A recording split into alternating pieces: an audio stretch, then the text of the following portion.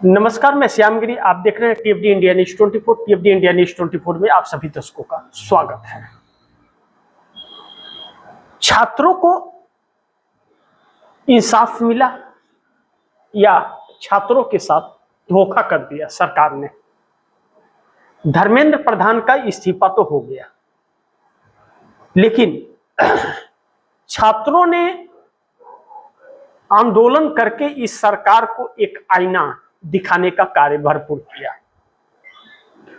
अब छात्र धर्मेंद्र प्रधान का इस्तीफा लेकर अपने अपने घर को चले गए, लेकिन क्या इससे इस सरकार की समस्या खत्म हो गई या यहां से समस्या सरकार की शुरू हो गई? दो चीजें। पहला कि छात्रों ने इस्तीफा लेकर मोदी सरकार की समस्याओं को और बढ़ा दिया, और दूसरा जो इस सरकार का डर था आम जनता के बीच, उस डर को निकालकर बाहर कर दिया। यह दो चीजें इस आंदोलन से छात्रों ने हासिल कर लिया। अब बड़ी महत्वपूर्ण है कि छात्रों की 3 मांगे थी और एक मांग मांगी गई, बाकी के 2 मांग अभी बाकी है। अब छात्र घर चले गए, दिल्ली का जंतर मंतर खाली हो गया, लेकिन क्या देश की सड़कें खाली हो गई? नहीं, देश की सड़कें और भी भरनी शुरू हो गई है अलग अलग शहरों में।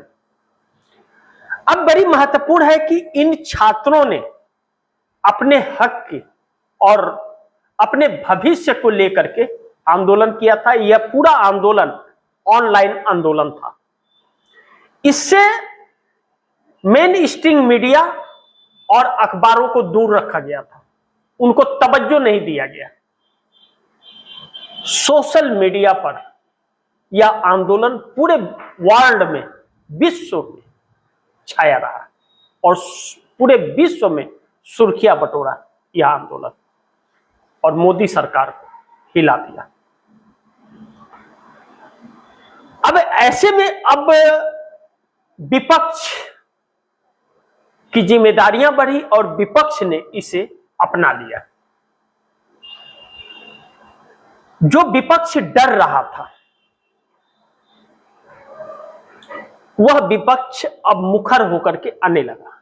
लेकिन राहुल गांधी, जो इस देश के लीडर ऑफ ऑपोजिशन हैं आधिकारिक तौर पर, वह इस सरकार के लिए 12 सालों से चुनौती बने रहे और 2024 के बाद से बहुत बड़ी चुनौती इस सरकार के लिए पहाड़ की तरह इस सरकार के रास्ते में खड़े रहे, जिसे हिला नहीं पाई सरकार।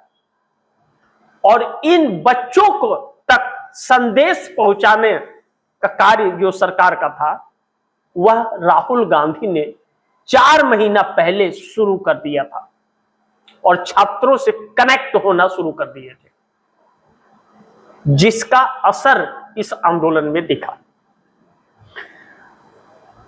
अब राहुल गांधी का समर्थन भी आंदोलन को मिला।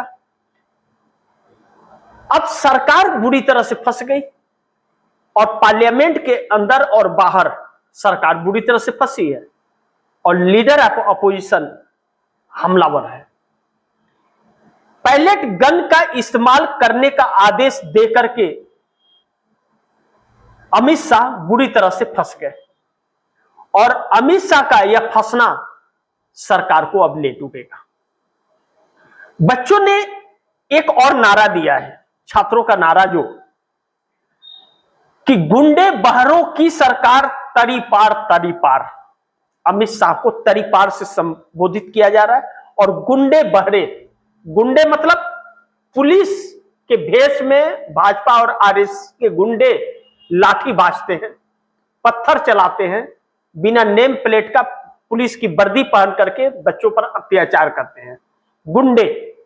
और बहरे, देश की सुनती नहीं है यह सरकार, तो बहरे, तो गुंडे, लाठी बरसाने वाले और पत्थर फेंकने वाले पुलिस, और बहरी सरकार, यानी कि पुलिस और सरकार, गुंडे बहरे की सरकार मोदी, तरीपार तरीपार। अमित शाह तरीपार घोषित किए गए थे गुजरात से।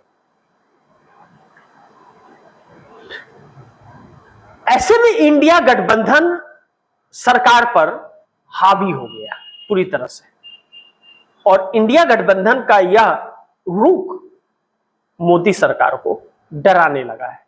लेकिन इसी के साथ मोदी सरकार के लिए समस्या अंदर से, भारतीय जनता पार्टी के अंदर से बहुत ज्यादा उत्पन्न हो गई है, क्योंकि आंदोलन फिर से शुरू होने जा रहा है,